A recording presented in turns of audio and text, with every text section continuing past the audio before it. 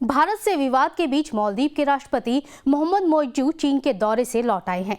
मालदीव लौटते ही मोइज्जू ने इशारों में भारत पर तल्खी भरा बयान दे दिया है। मोइज्जू का यह बयान आग में घी की तरह काम कर सकता है। मोइज्जू ने जो बोला है उससे साफ पता चलता है कि मालदीव सरकार किस तरह चीन के इशारों पर नाच रही है। हम आपको अपनी इस रिपोर्ट में बताएंगे कि मालदीव के राष्ट्रपति ने भारत पर क्या कुछ कहा। नमस्ते, मैं हूं सुनैना सिंह और आप देख रहे हैं न्यूज नेशन डिजिटल।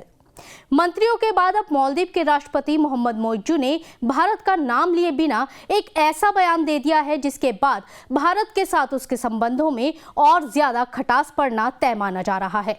दरअसल चीन से 5 दिनों की यात्रा करके अपने देश लौटे मोइज्जू ने खुलकर तो भारत के खिलाफ कुछ नहीं बोला, लेकिन इशारों ही इशारों में बहुत कुछ बोल दिया।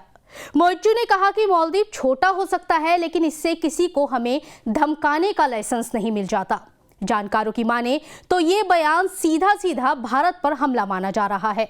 मोइज्जू की टिप्पणी उस वक्त आई है जब मालदीव की टूरिज्म इंडस्ट्री बॉयकॉट मालदीव के बाद घुटनों पर आ गई है।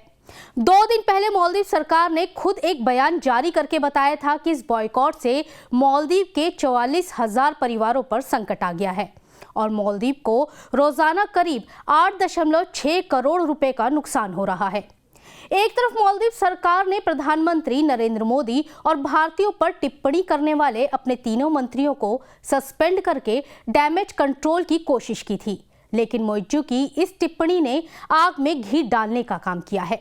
ये महासागर किसी विशिष्ट देश का नहीं है। हिंद महासागर इस क्षेत्र में स्थित सभी देशों का है।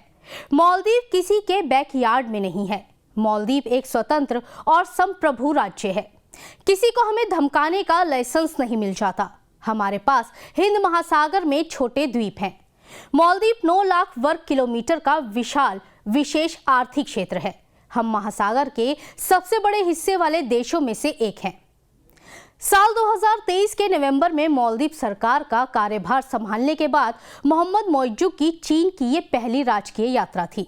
इस दौरान उन्होंने चीन के साथ 20 समझौते किए, जिसमें से एक ये था कि चीन अपने यहाँ से लोगों को मालदीव घूमने के लिए भेजेगा, जिससे बदहाली पर पहुंच रहे मालदीव को थोड़ी राहत मिल पाए, क्योंकि बॉयकॉट मालदीव की वजह से मालदीव में पर्यटकों की संख्या में भारी गिरावट आई है। लोगों ने मालदीव के ऑप्शंस तलाशने बंद कर दिए हैं। मालदीव ने अपने यहाँ घूमने का खर्च आधा कर दिया है। भारी डिस्काउंट के बाद भी भारतीय वहां नहीं जा रहे। चीन से पैसे बटोर कर लौटे मोइज्जू ने कहा कि चीन ने उसे 130 मिलियन अमेरिकी डॉलर की मदद की है। इस मदद के बड़े हिस्से से मालदीव में सड़कों का निर्माण और पुनर्विकास भी किया जाएगा। अगर हम चीन के सहयोगी बने रहेंगे तो चीन उसे आने वाले वक्त में और ज्यादा मदद करेगा।